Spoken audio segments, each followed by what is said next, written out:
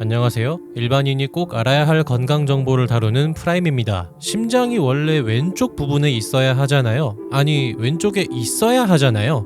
우연찮은 검사에서 심장이 오른쪽에서 나온 사람이 있다, 이런 말들을 어디선가 들어보셨을 겁니다. 심장이 오른쪽에 있어? 그게 말이 돼? 이 내장여귀증은 주요 기관들이 정상 위치가 아니라 정반대, 거울 위치에 있는 선천적으로 발생하는 해부학적 변이입니다. 인구의 0.01%로 존재한다고 하는데 현재 인구는 81억 명으로 추산돼서 전 세계에 101만 명 정도가 이 내장여귀증이 있다고 계산할 수 있습니다. 실제 내시경 의사분의 글을 보면 1년에 하나에서 둘 정도의 내장여귀증 사례를 만나는데 처음에는 장기 위치가 반대라서 내시경 시행에 어려움이 있어서 눕는 자세를 우좌위로 변경해서 진행하니까 조작에 어려움은 있지만 쉽게 십이지장을 통과하는 경험을 한다고 합니다. 위내시경을 할 때 내시경이 위로 들어간 후에 방향을 잡을 수가 없는 상황에서는 세 가지를 생각한다고 하는데요. 하나는 기계 결함을 생각하고요. 두 번째는 보만 사형 진행성 위암, 세 번째가 바로 내장여귀증이라고 합니다. 보만 위암의 경우에는 암세포 때문에 위벽이 두꺼워지고 딱딱해져서 원래 있던 위장의 신축성이 떨어지기 때문에 그 가능성을 생각한다고 하네요. 웬만한 현대 질병이 아니고는 이집트의 파피루스 같은 고대 기록에 나와 있는 경우가 많은데 이 내장여귀증은 전혀 자료가 없다고 합니다. 고대에는 사람 몸을 해부를 하는 것을 엄청나게 금지했기 때문에 시대적 배경으로 보아서 당시 사람들은 전혀 알 길이 없었을 거라고 추정되고 있습니다. 15세기 후반부터 해부학 연구가 점점 활발해지던 시기인데요.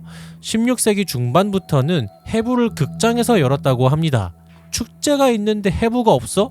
그럼 그 축제는 격이 떨어지는 축제로 봤다고 하네요. 이때가 르네상스 시대인데 예술가이자 과학자인 레오나르도 다빈치도 해부를 하다가 심장이 오른쪽에 있는 해부도를 그린 게 있다고 하고 1643년에 마르코 아우렐리오 세베리노가 덱스트로카르디아, 우심증이라는 게 있다라는 걸 처음 알아내었습니다. 여기서 1세기가 더 지난 다음 1793년 영국 출신의 매튜 베일리가 출판한 그의 저서 인체에서 가장 중요한 일부 기관들의 병리 해부학에 처음으로 상세하게 기술되었다고 합니다. 이 내장여귀증에는 두 가지의 종류가 있다고 하는데요. 전내장여귀증과 불완전 내장여귀증으로 나뉜다고 하는데 전내장여귀증은 말 그대로 모든 주요 장기가 거울상으로 반전된 형태를 가진다고 합니다. 심장, 간, 위, 비장, 췌장, 장 등이 정상인과 반대 위치에 있지만 대부분 건강한 삶을 살 수 있다고 합니다. 다만 맹장염이나 심장질환이 있을 때 오진이 있어서 시기를 놓치거나 하는 경우가 있다고 합니다.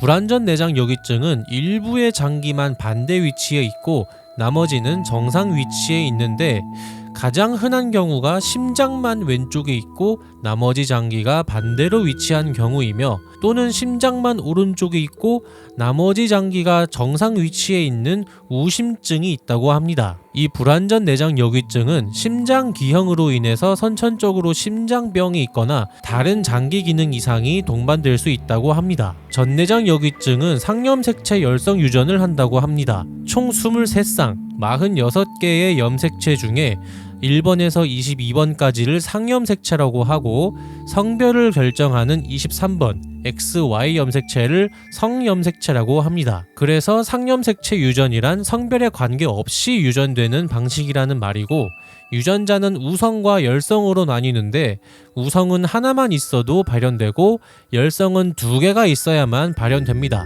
따라서 상염색체 열성 유전은 부모가 각각 열성 유전자를 하나씩 가지고 있는 상태에서 성별 관계없이 질환이 발현되는 것입니다. 유전 질환을 일으킬 수 있는 열성 유전자를 가지고 있지만 본인은 질환이 발현되지 않는 사람을 보인자라고 하는데요.